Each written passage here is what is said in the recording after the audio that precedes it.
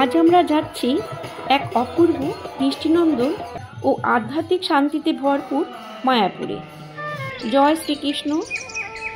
এই ভ্রমণে সবচেয়ে বড় আকর্ষণ ছিল নূতন তৈরি চন্দ্রোদয় মন্দিরটি দেখা। এটাই বিশ্বের সবচেয়ে বড় হিন্দু মন্দির। কৃষ্ণনগর স্টেশনের বাইরে প্রচুর টোটো পাওয়া যায়। আমরা টোটো নিয়ে নিলাম, পার হেড 50 টাকা করে পড়ল। হাওড়া ও শিয়ালদা স্টেশন থেকেও আসা যায়, প্রচুর ট্রেন আছে। আমরা এসেছি কলকাতা হাজারদুয়ারি এক্সপ্রেস ট্রেনে করে। ট্রেনটি গ্যালোপিং ছিল। 8:52-র মধ্যে কৃষ্ণনগর স্টেশনে আমাদের নামিয়ে দিয়েছে। কৃষ্ণনগর স্টেশন থেকে অটো করেও মায়াপুরে আসা যায়। এছাড়া অটো করে হুলোর ঘাট পর্যন্ত গিয়ে সেখান থেকে নৌকো করে যাওয়া যায়। অটোতে কৃষ্ণনগর স্টেশন থেকে ফেরিঘাট 30 টাকা আর নৌকোতে মায়াপুর যেতে 8 টাকা ভাড়া পড়ে। এই যে গদা ভবনে সামনে এখন শেড করে দিয়েছে, আর ওই পাশেও শেড করে দিয়েছে, ভক্তদের কোনো অসুবিধা হবে না রোদে। সকালে এসেই আমরা প্রথমে নতুন গোবিন্দ রেস্টুরেন্ট থেকে ইডলি ধোসা খেয়ে নিলাম। হঠাৎ করে প্ল্যান করে চলে আসা, তাই বুকিং করে আসা হয়নি। ইস্কনের ভেতরেই থাকার ইচ্ছে, কেন তাহলে বারবার মন্দিরে যেতে পারবো। কোথাও কোনো ঘর নেই। গদা ভবনের পাশেই শেষমেশ আমরা চৈতন্য ভবনে রুম পেলাম। সাধারণ ঘর, শেয়ার বাথরুম, কিন্তু ঘরগুলো এবং বাথরুম একদম পরিষ্কার ছিল। ভগবানকে দর্শন আর ঘোরাঘুরির পর বিশ্রামের জন্য আদর্শ। 4 বেডের রুম 450 টাকা ভাড়া পড়েছিল। এইভাবে শেয়ার বাথরুমে হোটেলে কখনো থাকিনি।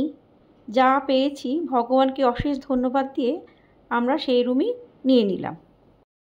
চৈতন্য ভবনের ডিটেলস ভিডিও আমার চ্যানেলে থাকবে, চাইলে আপনারা দেখে নিতে পারেন। আমরা সকাল 10টার মধ্যে চলে এসেছিলাম, তাও খাওয়ার কোনো কুপন পাওয়া যায়নি। প্রচুর ভিড়। আমরা গোবিন্দ রেস্টুরেন্টেই দুপুরে খাওয়া খেয়ে নিয়েছিলাম। খুব সুন্দর লাগছে ফোয়ারাটি, বাগানটি খুব সুন্দর মেনটেন করা হয়েছে। এখন গেট বন্ধ। এর আগে আমরা এসেছিলাম, তখন ভেতরে বসেছিলাম।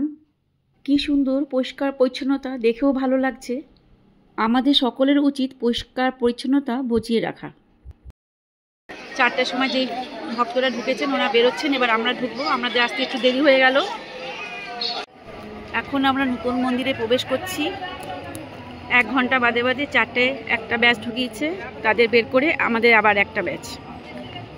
নবনির্মিত চন্দ্রোদয় মন্দিরে প্রবেশ করার জন্য টিকিট আছে। টিকিটের মূল্য 50 টাকা। এখনও অনেক কাজ বাকি আছে। নিচতলাটা হয়েছে, সেখানে আমরা যাচ্ছি। বহু কাজ বাকি আছে। এই যে পাশ দিয়ে ওখানে ফলের রস বিক্রি হচ্ছে। আমরা অনেকটা উপরে চলে এসেছি।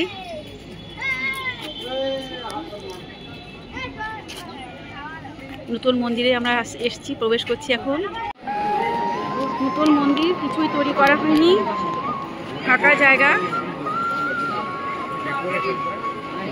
মাত্র কারুকার্য হচ্ছে, সুন্দর কারুকার্য হচ্ছে, আর কিছুই কনস্ট্রাকশন হয়নি, একদম হবে।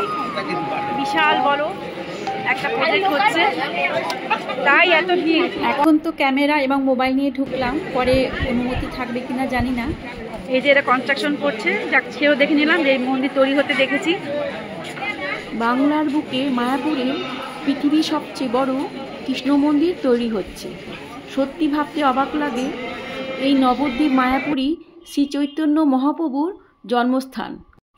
সারা বিশ্বে পৃথিবীতে শ্রী চৈতন্য মহাপ্রভু কৃষ্ণ নাম আজ সকলের মুখে মুখে। আমাদের সনাতন ধর্মের জয়। হরে কৃষ্ণ, হরে কৃষ্ণ। সবই ভগবানের ইচ্ছে। সম্পূর্ণ হয়ে গেলে আবার দেখতে আসব। উপরে সুন্দর সাদা রেলিং দেওয়া হচ্ছে, খুবই সুন্দর। মায়াপুর ভ্রমণে সবচেয়ে বড় আকর্ষণ ছিল নবনির্মিত চন্দ্রোদয় মন্দির তৈরি দেখা। এটাই বিশ্বের সবচেয়ে বড় হিন্দু মন্দির। নয়, আমরা খুবই ভাগ্যবান যে আমাদের জীবনে সেই অদ্ভুত মন্দির আমরা প্রকট হতে দেখতে পেলাম। যদি 100 বছর পরে মন্দিরটি তৈরি হতো, আমরা কেউ দেখতে পেতাম না, তাই না? আমাদের কত সৌভাগ্যবান নাকি? এই জন্মে যাতে মহাপ্রভুর ধামে আমরা ফিরে যেতে পারি। সবাই বলুন হরে কৃষ্ণ, হরে কৃষ্ণ।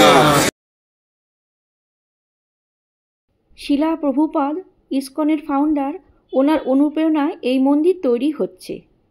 ওনার স্বপ্নের মন্দির। ভাবা যায় এই মন্দিরে দান করেছেন ফোর্ড কোম্পানি কোটি কোটি টাকা। এই মন্দির তৈরি করতে 1000 কোটি টাকার ওপর বেশি খরচ হবে। বিশাল বিশাল গম্বুজ, দারুণ কারুকার্য।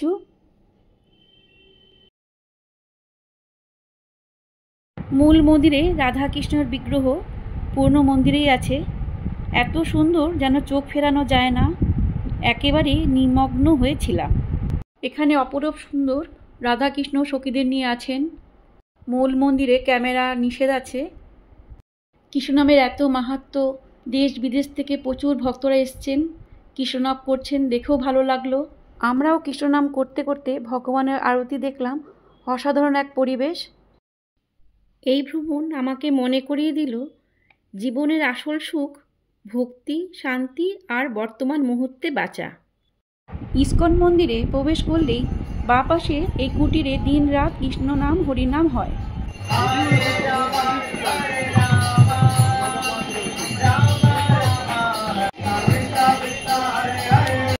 কাবেরীর সঙ্গে থাকার জন্য ধন্যবাদ। ভিডিওটি কেমন লাগলো কমেন্ট করে জানাবেন। হরে কৃষ্ণ, হরে কৃষ্ণ।